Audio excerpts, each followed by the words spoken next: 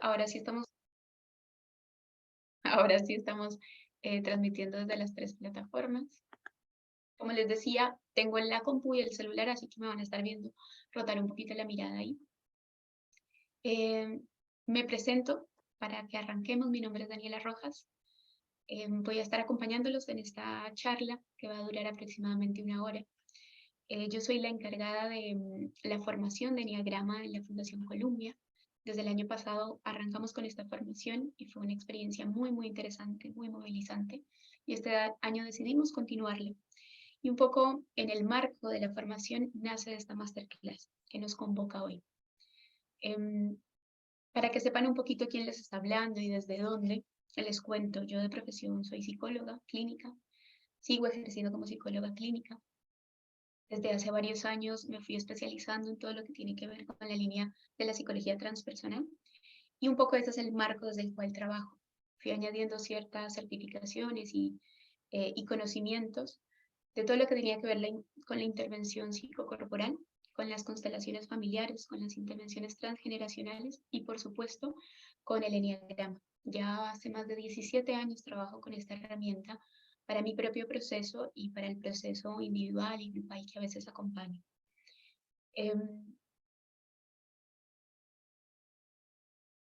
¿Por qué hablar del carácter? ¿No? Porque el título de esta masterclass.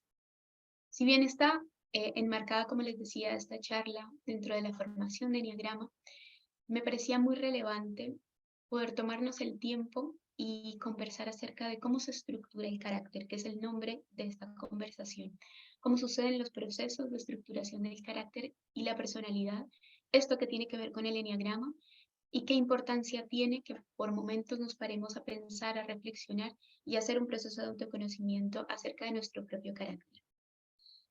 Si bien no vamos a estar hablando en profundidad de qué es el enneagrama y cuál es el mapa y qué información nos trae, porque nos vamos a centrar en otro tema, quisiera arrancar un poco con la definición y que establezcamos, por lo menos desde mi mirada, qué entendemos por enneagrama, qué nos dice y cuál es la tradición con la cual yo trabajo. Tengo algunas personas ahí como oyentes, pero me gustaría preguntarles, los que están en este momento viendo, cuando han escuchado sobre el enneagrama, ¿con qué palabras lo asocian? ¿Cuál es el conocimiento que tienen? Como en 1 o 2 palabritas, si me pueden ayudar por el chat. ¿Qué saben del enneagrama? Si lo han escuchado antes. Yo los voy leyendo ahí por el chat, tanto de Zoom como de Instagram, y las chicas me ayudan con Facebook. Bien, por ahí Mercedes dice mapa. ¿Vale? Todo conocimiento. Y si no tienen ni idea, también sirve decir, nunca he escuchado esa palabra o la escuché y la asocio a.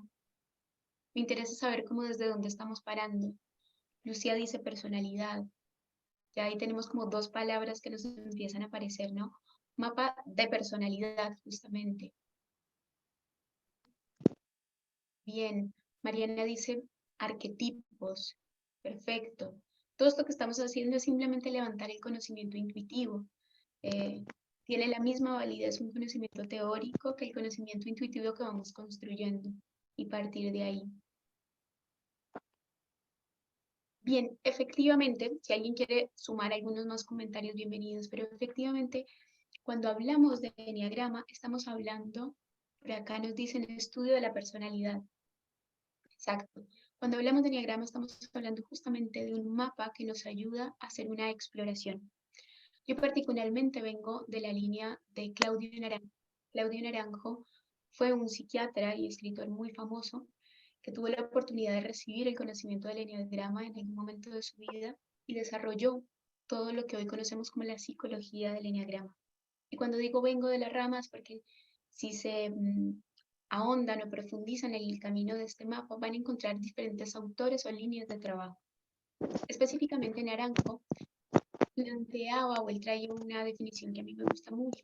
Él decía, el enneagrama es una construcción simbólica, es una construcción geométrica simbólica que habla sobre las diferentes tradiciones espirituales, habla sobre leyes universales. Él la llama una construcción geométrica porque efectivamente cuando hablamos de enneagrama podemos ver una figura geométrica que está constituida por varios elementos. Súper interesante profundizar ahí, pero hoy no es lo que nos convoca. Estos diferentes elementos que hacen a esta figura geométrica hablan, como les decía hace un momento, de leyes universales. Dependiendo de la persona, el autor, la tradición que se acerque al enneagrama puede develar los diferentes tipos de conocimiento. El enneagrama en sí mismo es un misterio, no conocemos su origen. Está asociado a la línea de los sufis, que es la rama esotérica del Islam, pero a ciencia cierta no sabemos de dónde proviene. Sí sabemos que es un gran misterio que contiene en sí misma información sobre diferentes tradiciones y que en un momento este gran misterio y este gran mapa de verdades universales es redescubierto por la psicología, específicamente por Claudio Naranjo y por algunos autores que vienen después de él. En este redescubrimiento que hace la psicología, lo que sucede es que esta herramienta, aparte de ser un mapa espiritual, se convierte en un mapa psicoespiritual, que nos da una luz o nos brinda un camino para empezar a pensarnos sobre la personalidad y sobre las diferentes formas en las que estructuramos nuestro carácter. Es ahí cuando la psicología justamente hace uso de esta herramienta y la convierte en un camino de autoexploración. Un poco de lo que yo les vengo a hablar es justamente de ese redescubrimiento que hizo la psicología. Para quienes estén interesados, hay muchísimo material de la dimensión espiritual del enneagrama. Es como, a mí me gusta pensar esta herramienta como en diferentes niveles y nos podemos acercar a ella desde cualquiera de esos niveles, igualmente válidos. Entonces decíamos que era una figura geométrica, una construcción geométrica simbólica, que no tiene un origen específico, es un misterio que fue redescubierto por la psicología y nos regaló este mapa psicoespiritual para entender la construcción de nuestro carácter. Ahora, ¿por qué hablar del carácter en esta charla? Podríamos centrarnos en entender los diferentes caracteres de los que habla esta herramienta. Pero antes de pasar a la descripción de los caracteres, a mí me parecía muy importante discutir cómo sucede el proceso de estructuración de un carácter, por qué los humanos desarrollamos un carácter y por qué es importante parar a detenernos y comprenderlo y qué hacemos con esto del carácter. El enneagrama, en su estructura, describe 9 caracteres o personalidades en los cuales nos podemos ubicar los seres humanos. Uno podría decir, Dani, pero 9 es un número muy reduccionista para ubicarnos todos ahí. Sí y no. Habla de la esencia desde la cual construimos el carácter. Además, porque no son solo 9. A medida que profundizamos en comprender este mapa, como ustedes decían hace un momento, nos vamos dando cuenta que es mucho más complejo porque tiene conexiones, subtipos, dinámicas que hacen mucho más variable y rico el poder conocer ese carácter. Pero en esencia, el enneagrama describe 9 números que no tienen ningún tipo de orden específico, que hablan justamente de los 9 caracteres. ¿Pero qué es esto de carácter? A efectos de esta charla, vamos a entender carácter como sinónimo de personalidad y de ego. Síganme un poco acá. ¿Cómo llegamos a construir el carácter? Cuando somos pequeños, cuando somos niños, pasamos por todo un proceso de socialización. Nacemos como una potencia, nacemos con un sinnúmero de posibilidades, pero esa potencia nace dentro de un contexto que es condicional. Nace en una familia particular, en una cultura con ciertas características, con ciertos recursos, con ciertas expectativas y condiciones. Y si a eso le sumamos, nace en un sistema familiar que también tiene toda una tradición y ciertas experiencias. Entonces resulta que esta potencia, esta posibilidad que somos todos cuando encarnamos, empieza a relacionarse con esas condiciones y empieza a hacer una lectura consciente e inconsciente de qué conviene y qué es necesario hacer y parecer para pertenecer a esas condiciones. Y en ese desarrollo va haciendo ciertas elecciones, vuelvo a decir, la mayoría inconscientes, para poder adaptarse ahí. Con lo cual podríamos empezar diciendo que el carácter y la personalidad no es otra cosa que una estrategia adaptativa. Y a esa definición a mí me gustaría sumarle 3 condiciones más. Es una estrategia adaptativa, primero universal. Todas las personas que encarnamos, que nacemos, pasamos por un proceso de estructuración de un carácter. No hay ninguna persona que no lo viva. Tiene diferentes características el proceso de estructuración. Puede darse más o menos saludable, pero es una condición universal. Aparte de ser una función universal adaptativa, es necesaria. Cuando decimos es necesaria, es porque cuando llegamos a esta vida para poder desarrollarnos y pertenecer y construir una idea de yo, es necesario hacer ese proceso como de construcción y yo diría de ir como recortando la potencia para poder que quepa en una definición. Pero resulta que ese recorte, aunque tiene unos costos, que ya vamos a hablar de eso, es necesario, es saludable. Lo necesitamos hacer para poder definir quién soy. ¿Quién es Daniela a diferencia de Marcela, a diferencia de Lucía, a diferencia de Horacio? Necesitamos pasar por ese proceso. Entonces decimos, es universal, es necesario y está al servicio de la evolución.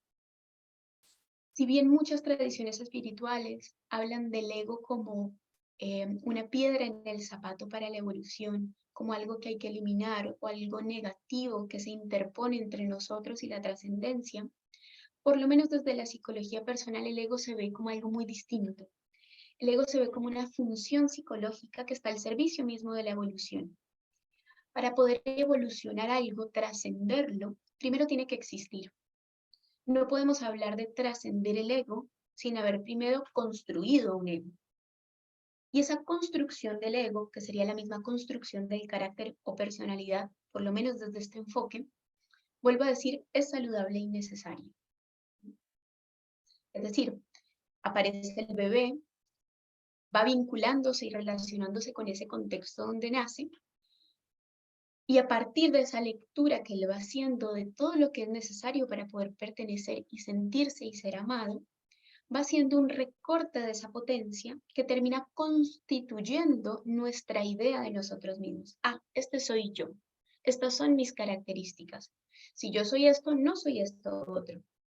Por eso precisamente es un recorte, porque vamos dejando afuera en esa elección inconsciente adaptativa algunas características o formas que de entrada nos sirven para adaptarnos, pero también nos empiezan a ir restando libertad en la idea que tengo de mí mismo y libertad también de acción.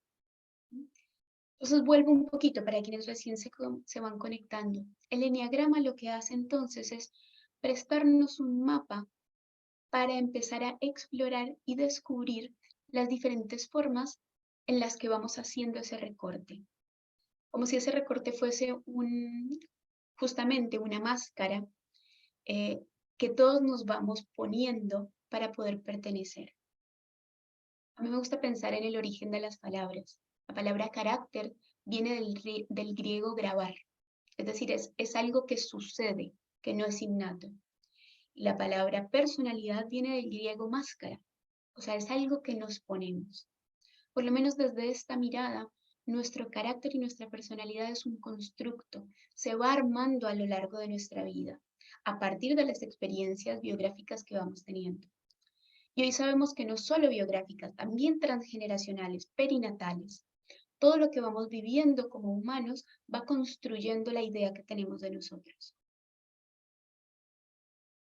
Si bien no podemos negar el carácter innato que llamamos temperamento, ese temperamento o eso innato da cierto como un pulso, una orientación que luego en función de las vivencias que vamos teniendo, también aprovechamos eso innato, esa tendencia con la que nacemos para terminar de construir ese carácter.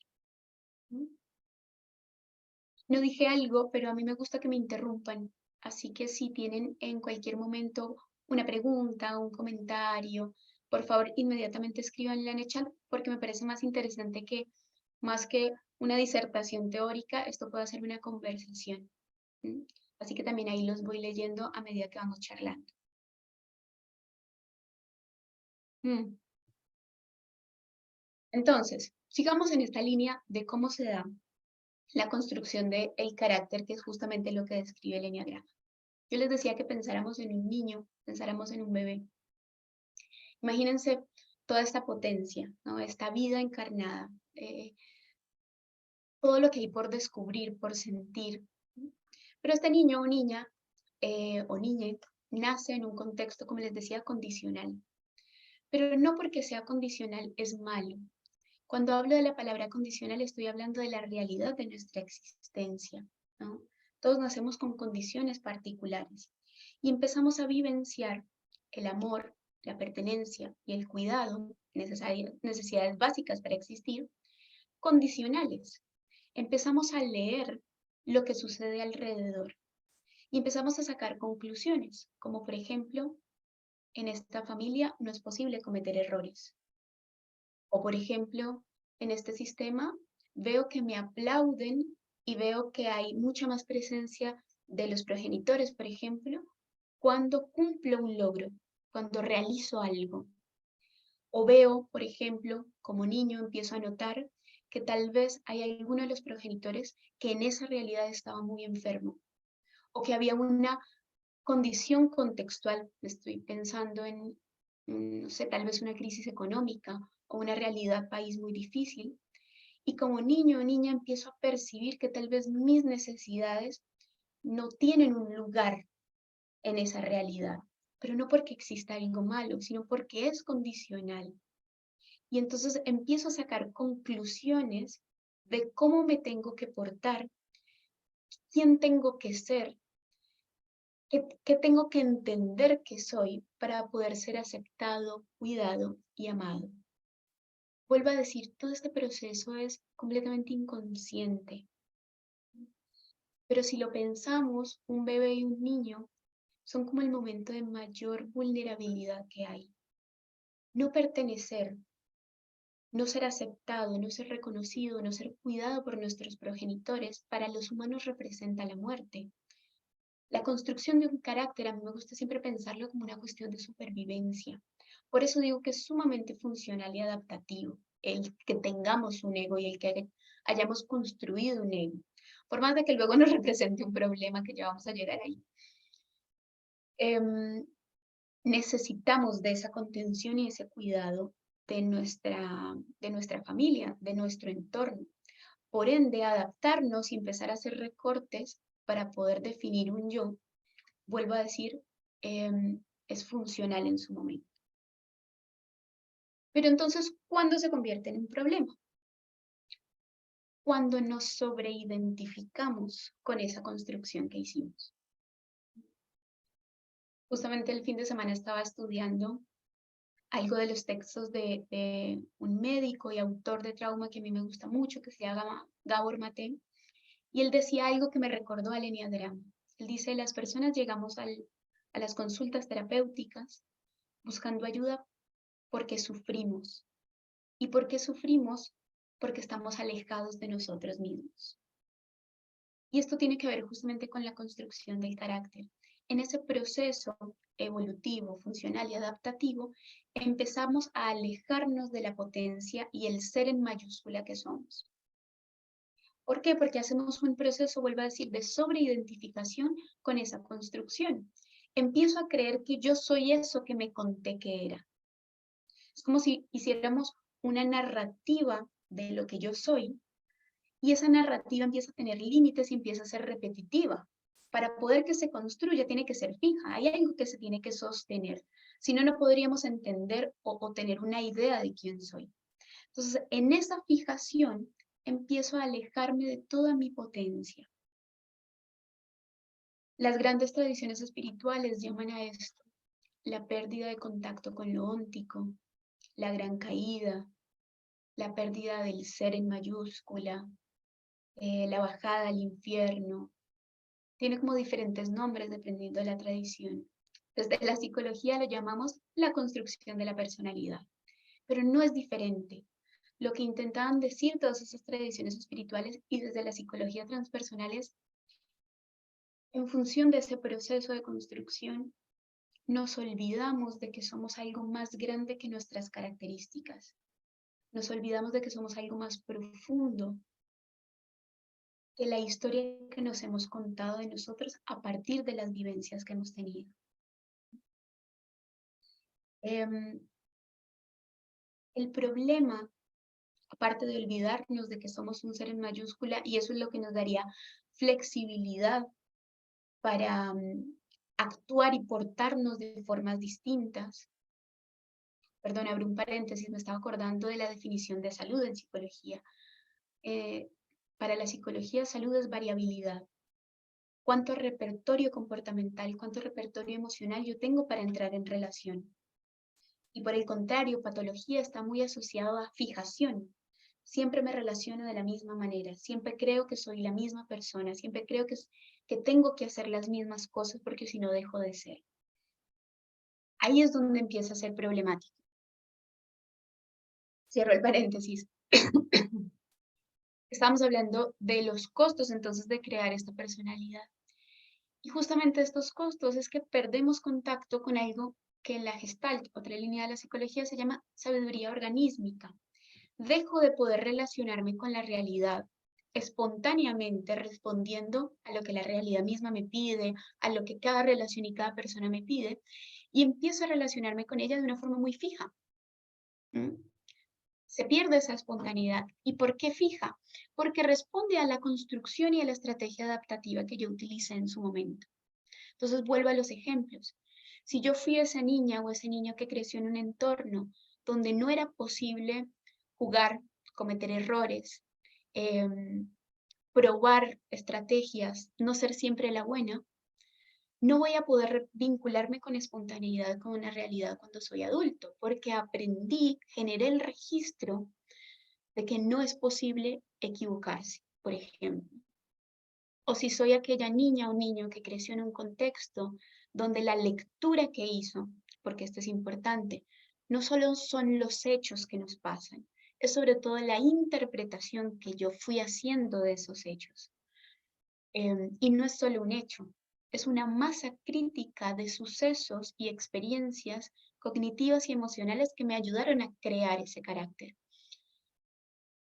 Entonces, si yo era justamente esa niña o niña que percibió y construyó que sus necesidades no eran tan válidas, porque no había adultos que pudieran atenderlas, porque estaban pasando otras cosas, es muy probable que yo adulto, cuando quiera priorizarme, marcar un límite, generar pautas de autocuidado, no sepa cómo. Y tenga la misma respuesta rígida que aprendí desde infancia de, por ejemplo, desaparecer, hacerme fondo, no priorizarme, no atender mis necesidades. Porque justamente ese fue el aprendizaje. Para poder pertenecer a este sistema, para poder ser visto, ser alimentado física y simbólicamente, me refiero al amor, no tengo que pedir tanto, no tengo que ser protagonista. Funciona más irme hacia atrás. Estoy hablando de uno de los tantos ejemplos que podrían llegar a suceder. Justamente el eneagrama lo que describe es qué tuvo que hacer cada uno de los caracteres. Naranjo utiliza una frase que la primera vez que la escuché me impactó mucho, pero luego dije, wow, claro, es esto lo que hacemos. Naranjo decía, ¿cuál fue la locura que elegiste para poder salvarte? Y cuando él hablaba de la locura que elegiste, se refería justamente a la locura de la fijación. Locura en términos no de malo, locura en términos de repetitivo. ¿Qué fue lo que aprendiste y elegiste inconscientemente para sentir que eso te iba a dar el amor, la pertenencia y el reconocimiento? Miriam pone ahí las ideas locas. Creo que la idea más loca que los seres humanos tenemos es que somos una sola cosa. Y es justamente este proceso de sobreidentificación con nuestro carácter. Quisiera que profundizáramos un poquito más.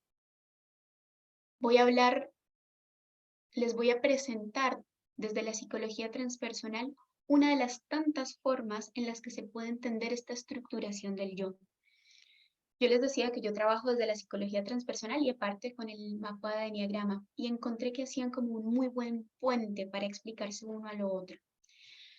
Voy a tomarme un rato más para que hablemos de la teoría, luego hagamos unas preguntas y luego les quiero invitar a una experiencia, ¿no? Para que hagamos esta práctica antes de cerrar esta charla. ¿Qué dice la psicología transpersonal? Nos presenta un mapa, digo uno porque existen muchísimos en la psicología que describen cómo se produce la estructuración del yo. Yo les quiero contar uno. Decidí no utilizar ayudas audiovisuales porque como hay personas en Instagram no quería que no pudieran ver lo que estaba mostrando por Zoom. Entonces aquí pido su imaginación. Les voy a pedir que se imaginen 3 círculos concéntricos. O para los que son más visuales, se imaginen estas muñecas rusas, las mamushkas. ¿Han visto estas muñecas que son una como dentro de la otra, tipo fractal? Bueno, esta misma imagen. 3 muñecas o 3 círculos concéntricos. ¿Qué dice la psicología transpersonal?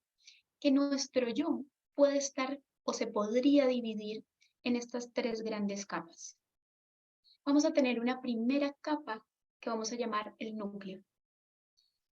Este núcleo es la representación de la potencia o del poder infinito, la vida misma encarnada. Este núcleo es la pureza cuando nacemos.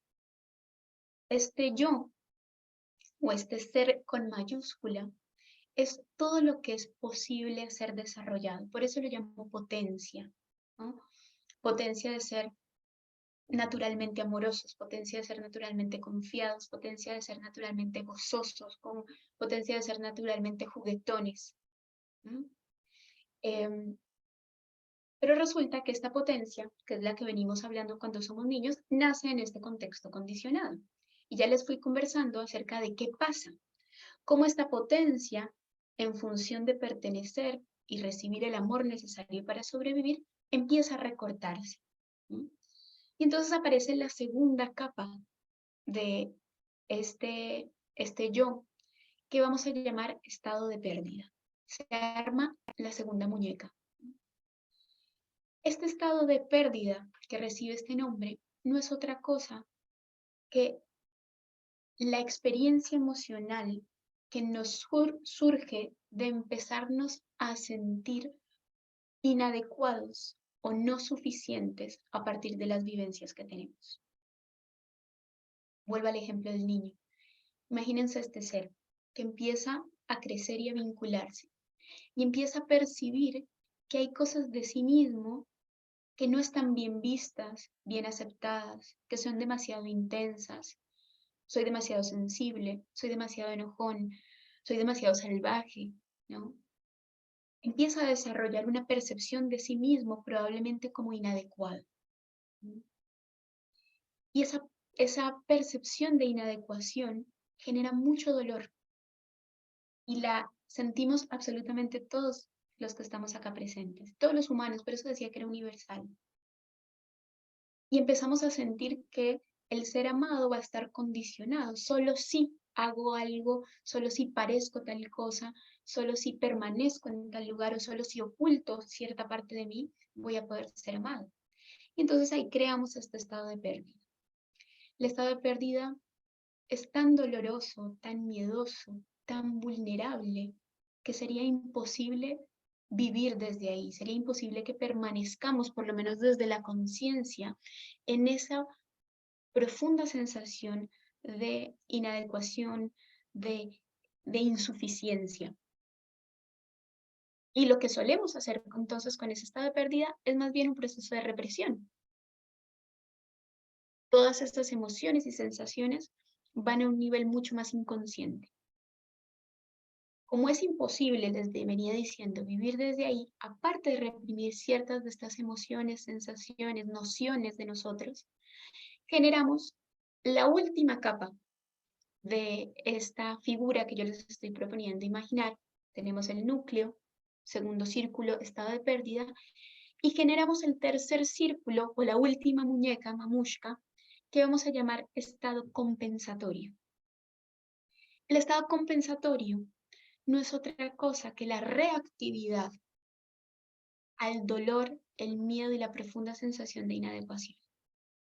Y entonces, ¿qué hacemos? Como no puedo vivir desde ahí, genero una construcción, una definición de mí, una forma de relacionarme con el mundo, de relacionarme con los otros y conmigo mismo, que compense esa sensación.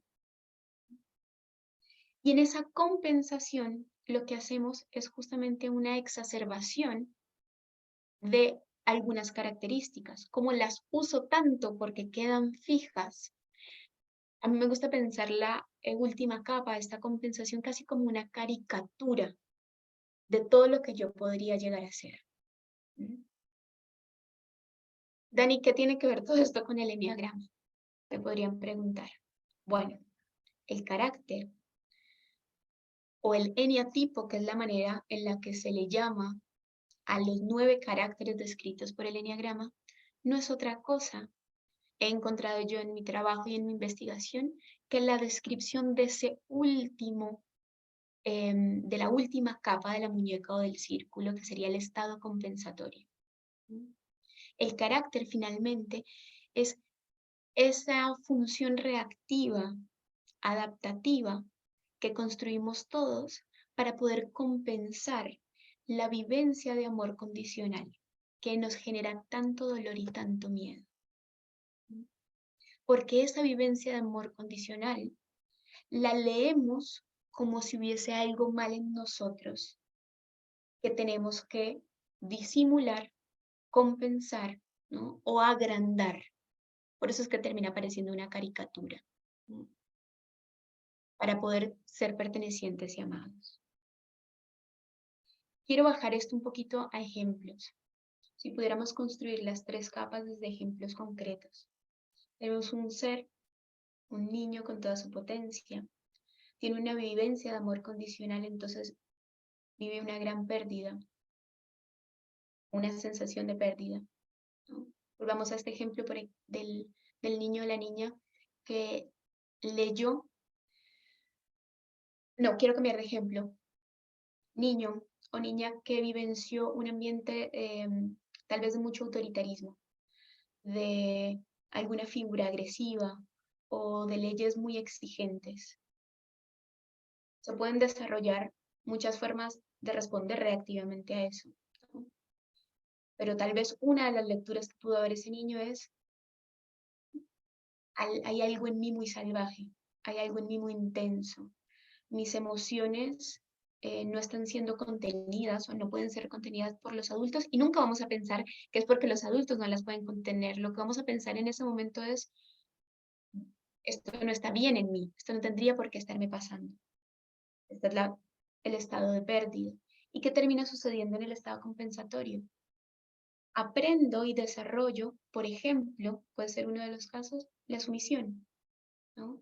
El miedo como una estrategia, el retraerme, o el, por ejemplo, apegarme extremadamente a las normas y a las reglas para no tener que pasar por la vivencia de lo peligroso, entre comillas, que puede ser mi mundo emocional. Entonces lo reprimo. Lo que les quiero transmitir es este proceso que es funcional, adaptativo, cuando nos sobreidentificamos y lo empezamos a confundir con nuestra piel, el costo que tiene es que perdemos libertad y nos contamos que somos solo eso. Cuando realmente el proceso de transformación en lo que consiste es en desandar este camino. Para muchas tradiciones, el trabajo con el eneagrama consiste en quedarse con la versión más sana de cada carácter. Yo quisiera transmitirles que por lo menos desde la línea de naranjo no es esto, porque quedarse con la luz o la versión más sana, si se quiere, de cada carácter, no sería otra cosa que quedarse puliendo la muñeca más externa, quedarse puliendo la capa compensatoria. Y si bien esto ayuda, no es el camino real de transformación. Desandar este proceso consiste en hacerme experto, ya me gusta decirlo así, de mi propia neurosis, hacerme experto de cómo funciona mi carácter, hacerme experta de mis diferentes capas, para entender cada una de mis características, que a veces ni siquiera me gustan, pero no las puedo cambiar, responden a qué, para qué me relaciono con esto, para qué me relaciono desde esta manera, para qué respondo en mis vínculos desde el mismo patrón de siempre. Entonces, volverme un experto para poder comprender esa compensación en relación a qué se hizo. Tocar ese estado de pérdida, que es un estado bastante doloroso, para llegar al núcleo, que es el descubrir que nosotros no somos nuestras características de personalidad, nosotros somos la potencia detrás de eso. Ahí es donde esta herramienta es un mapa psicoespiritual.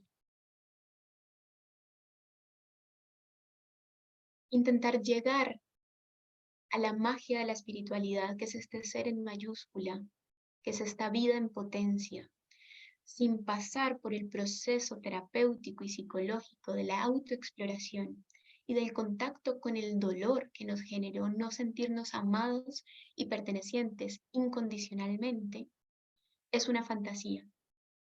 Naranjo también decía, el trabajo espiritual sin el trabajo psicológico es fantasía, porque necesitamos comprender ese caminito para poder desandarlo y desde el contacto con el ser en mayúscula, mirar curiosa y compasivamente nuestros intentos humanos de adaptación. Bien, hablé un montón. Preguntas. Abrimos un par de minutos antes de irnos a la práctica con preguntas. Si alguien tiene alguna duda o comentario de lo que les vengo compartiendo hasta acá.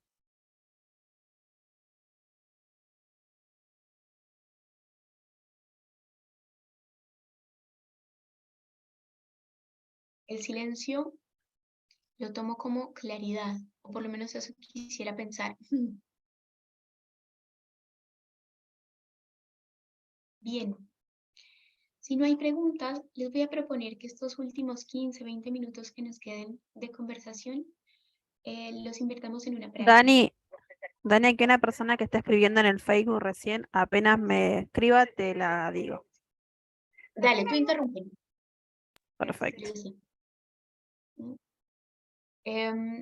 Mientras llega la pregunta, les anticipo.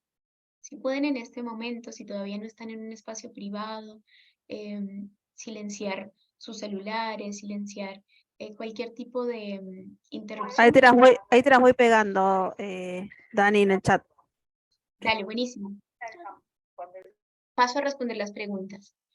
Por acá dicen, ¿desde la concepción ya se va forjando ese enneagrama? Esta es una muy buena pregunta que no tiene respuesta exacta, dependiendo de los autores desde dónde te pares. Para la línea de Naranjo, nuestro eneatipo es una construcción biográfica. Pero Naranjo hizo un aporte muy grande a la psicología transpersonal y él no alcanzó a hablar de esto. Pero por sus aportes a lo espiritual, yo me atrevería, esto es un atrevimiento mío, a decir que para él también influían los procesos transpersonales. Cuando hablamos de transpersonal necesitamos incluir no solo lo biográfico, sino también lo perinatal, lo transgeneracional y algunos otros inconscientes más amplios. Si bien no hay estudios específicos todavía que muestren cómo los sucesos perinatales tienen una relación directa con la estructuración de nuestro eneatipo, sí hay investigaciones que hablan de cómo las vivencias perinatales y las etapas que pasamos estando en la panza de mamá desde el momento de la concepción, es más, desde antes, cuando la madre empieza a idear el bebé, sí influyen en la idea que tenemos de nosotros mismos. Es apasionante, vuelvo a decir, todavía no hay investigaciones específicas, pero sí podríamos empezar a pensar, porque en la concepción ya hay conciencia. Y esa conciencia, si bien es preverbal, no me quiero poner muy técnica, pero no hay palabra, no significa que no tenga una impronta. Esa impronta que queda cuando estamos en la panza o en los primeros meses de vida donde todavía no hay lenguaje, queda como una impronta emocional, que cuando hacemos trabajos terapéuticos podemos llegar a ver la influencia que tiene en la idea que vamos construyendo de nosotros. ¿Había alguna otra pregunta, Jessie? No, por ahora no. Bien. Digo algo más en relación a esto del innato y lo construido que me pareció muy interesante. Si bien estamos hablando de que el eneagrama es una construcción vital, hay algunas investigaciones que empezaron a encontrar que hay ciertos eneatipos que tienen huellas digitales muy parecidas. Sí, es muy interesante, veo su carita como de... y esto nos daría como una pauta para seguir explorando cuánto de lo innato también puede participar en esta construcción. Por eso a mí me gusta cada vez que hablamos de eneagrama partir diciendo esto realmente es un misterio y necesitamos acercarnos al misterio con la humildad de todo misterio y es yo me acerco a ver qué información me puede brindar, sabiendo que es infinita la que todavía no conozco. Bien, vámonos a una práctica. Les voy a proponer una visualización. Una visualización es simplemente una guía donde mi voz los va a estar llevando a un viaje introspectivo. Sin querer ser muy pretenciosa con esta visualización, me gustaría proponerles que cada uno de los que me está escuchando pueda hacer un viaje para conocer una partecita, porque sé que es muy grande nuestro carácter, una parte de esa estructuración del yo. Tal vez entrar en contacto con algo, con alguna de las formas que tiene nuestro estado compensatorio. Entender un poco el origen de ese estado compensatorio en alguna partecita de nuestro propio estado de pérdida. Y si tenemos suerte en esta visualización, que cada uno de ustedes pueda captar el aroma o el sabor de que es volver al ser en mayúscula. Por lo menos percibir que somos algo más que esas características que nos describen. Entonces, dicho esto, los invito a que se pongan muy cómodos en donde estén sentados. Yo les propongo trabajar a ojos cerrados. Si para alguien cerrar los ojos es muy incómodo y le va a sacar más atención de la que le va a regalar, simplemente clave su mirada en el escritorio, en el suelo, pero sí sáquenla de la pantalla. No va a pasar nada interesante en la pantalla en este momento, lo interesante va a empezar a pasar adentro. Entonces van a ir cerrando los ojos, bajando la mirada. Para abrir ese estado introspectivo, vamos a rotar la atención de afuera hacia adentro. Y la mejor forma de llevar la atención de afuera hacia adentro es entrando en contacto con el cuerpo. Para esto los invito a que puedan sentir los bordes de su cuerpo, como si por unos segundos se hiciera consciente la silueta de sus cuerpos.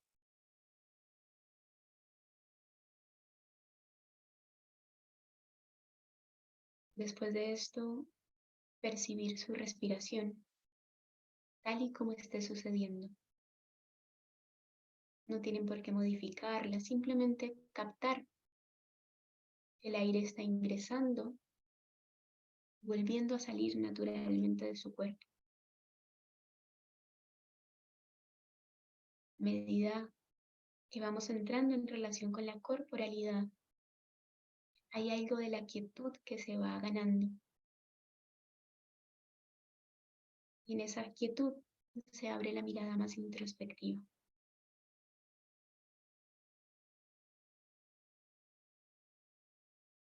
Para arrancar esta visualización les voy a pedir que se imaginen frente a ustedes una puerta. La puerta, como su nombre lo indica, va a ser el portal que nos va a llevar a entrar en contacto con una versión de nosotros. Lo lindo de las visualizaciones es que no hay nada que controlar. Es dejar que vayan sucediendo a medida que nuestra mente nos va regalando las imágenes, que por ahora son solo de una puerta.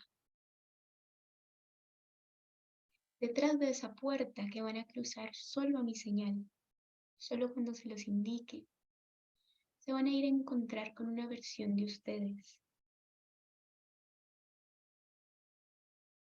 Una versión que les produzca miedo. Una versión que no les gustaría o que no les gusta que los demás se dieran cuenta que existe. Con esa parte que tal vez rechazan, que les incomoda, que les da miedo justamente que se vea.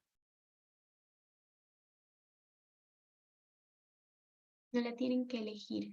Confíen que al cruzar la puerta van a ir a su encuentro. Los invito a que respiren profundo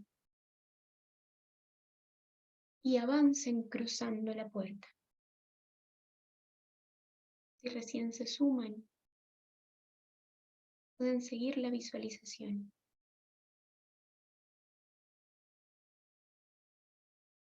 Tómense unos segundos para entrar en contacto con esa parte que haya aparecido detrás de la puerta.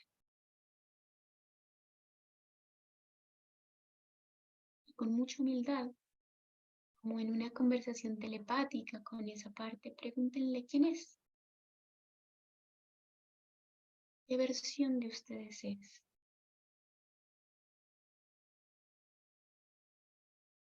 ¿Cómo se presenta? ¿En qué situaciones surge?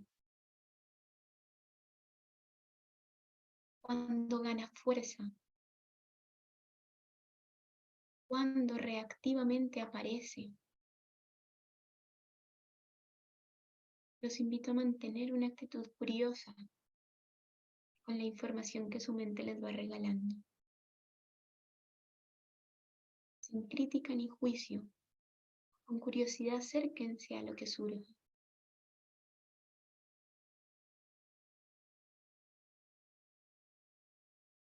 Y con la misma mente de aprendiz, de quien quiere entender,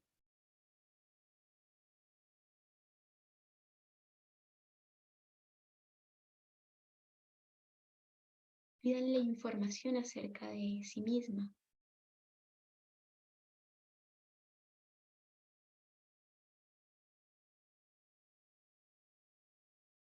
Y ahora, recibiendo esta información, entendiendo o empezando a entender qué es esa parte que les produce tanto miedo, que les gustaría esconder por momentos de sí mismo. Cuéntenle mentalmente cómo la han compensado.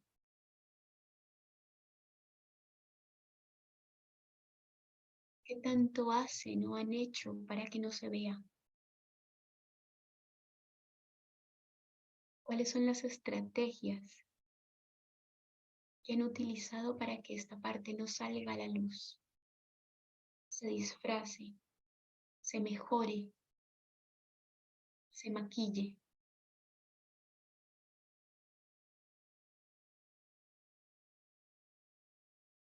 Mi gran miedo era a no ser amada. ¿Qué tanto he hecho para sentirme? Lo he compensado con volverme indispensable, por ejemplo. Si mi gran miedo era sentirme un fracaso, lo he compensado con un trofeo tras el otro, un reconocimiento, un aplauso tras el otro. Si mi miedo profundo era a molestar y a ser excluido, tal vez lo he compensado con difundirme, con no mostrarme, con no aparecer. Cómo cada uno de ustedes ha disfrazado ese aspecto rechazado.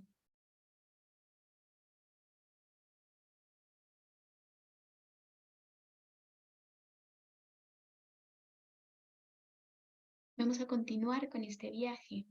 Y ahora les pido que se percaten que en esta imagen que están viendo hay una segunda puerta. Siempre estuvo ahí, pero ahora se hace visible. Con toda esta información, vamos a ir hacia la segunda puerta. Detrás de ella, vamos a ir hacia ese núcleo, hacia ese ser en mayúscula, que hoy, si tenemos suerte, se va a presentar. Les invito a inhalar profundo y a atravesar esa segunda puerta. Y ahí les pido que emerja ante ustedes su versión infantil, aquella imagen donde todavía no hubo ese proceso de estructuración, donde todavía eran potencia pura. Entren en contacto durante unos segundos con los ojos de ese niño, de esa niña, de ese bebé.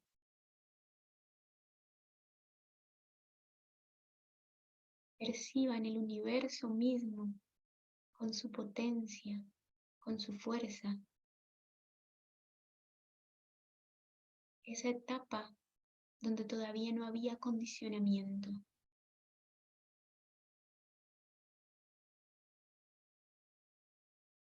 Permítanse que la fuerza de esa presencia les informe y les recuerde que también son eso, también somos eso.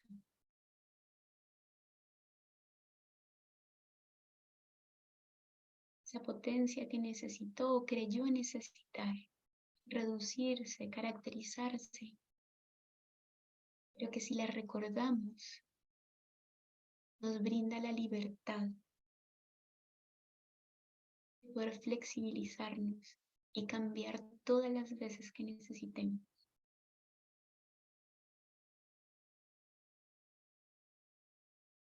Somos esa esencia, somos esa compensación y somos ese miedo también.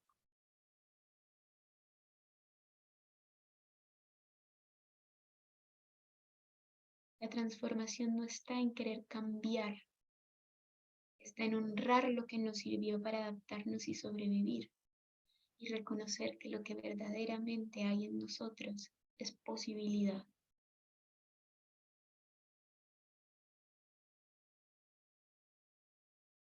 Los invito ahora a que inhalen profundo. Así como atravesamos estas puertas y entramos en ellas, les pido que vayan hacia atrás, trayendo consigo toda esta sensación, esta experiencia, esta información si les surgió en la visualización. Salimos de la primera puerta, salimos de la segunda puerta y se cierra la experiencia. Antes de abrir los ojos, tómense unos segundos para registrar cómo están ahora, qué emociones están conectados, qué sensaciones corporales los habitan. Si hubo algo en este ejercicio que les sirve de pauta para continuar la exploración, atesórenlo. Son como hilitos de los cuales podemos seguir tirando para nuestro autoconocimiento. Vuelvan a sentir, por favor, el apoyo de su cuerpo en el lugar donde están sentados, mi voz que los ha estado guiando, y los bordes de su cuerpo para volver a este momento aquí y ahora. Regálense una respiración profunda y muy lentamente los invito a abrir los ojos y volver acá.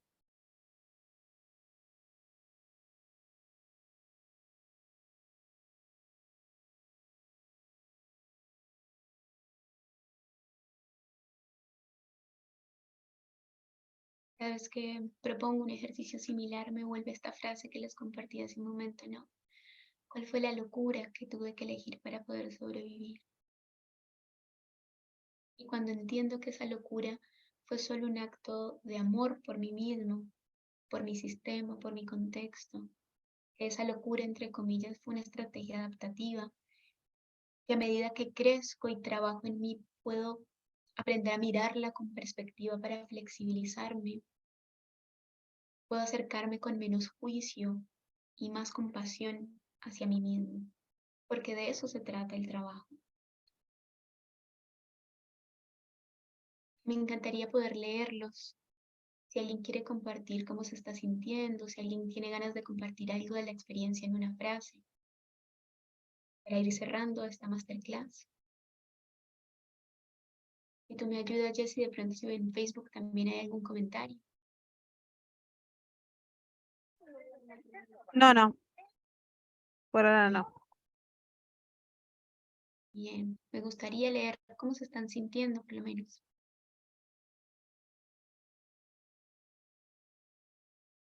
Veo ahí algunos rostros movilizados. Es completamente natural sensibilizarnos, tanto al pensar los aspectos de nosotros que no nos gustan, con los que nos solemos contactar, pero sobre todo sensibilizarnos ante ese ser en mayúscula, representado por nuestra versión de niños. Bien, ¿alguien necesita algo luego de esta experiencia? ¿Quieren hacer alguna última pregunta antes de empezar a cerrar?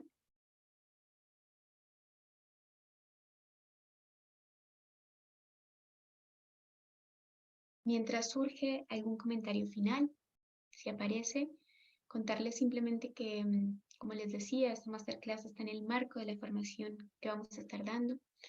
Arrancamos en mayo, es una formación para certificarse en este mapa de autoconocimiento que es el Enneagrama. Es una formación intensiva, vamos a estar viendo clases teórico-prácticas sobre la herramienta. Por ahí leo algunos comentarios. Alguien se siente muy bien, dice que fue hermosa la experiencia.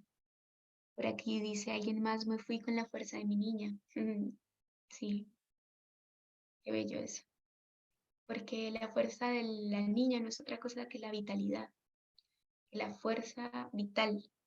Y es con esa fuerza con que podemos eh, practicar cosas nuevas, es con esa fuerza con que podemos relacionarnos de forma distinta con el mundo cada día. Ahí está la salud. Por acá leo otro comentario. En la primera puerta visualicé mis dos abusadores y en la otra puerta me visualicé como media.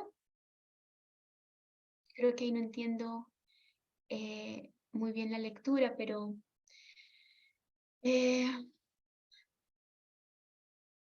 no quiero creer que entiendo el comentario, pero lo que podría decir es, hay algunos aspectos de nosotros que representan experiencias que hemos tenido, pero también, como médica, ya entendí el comentario, discúlpame.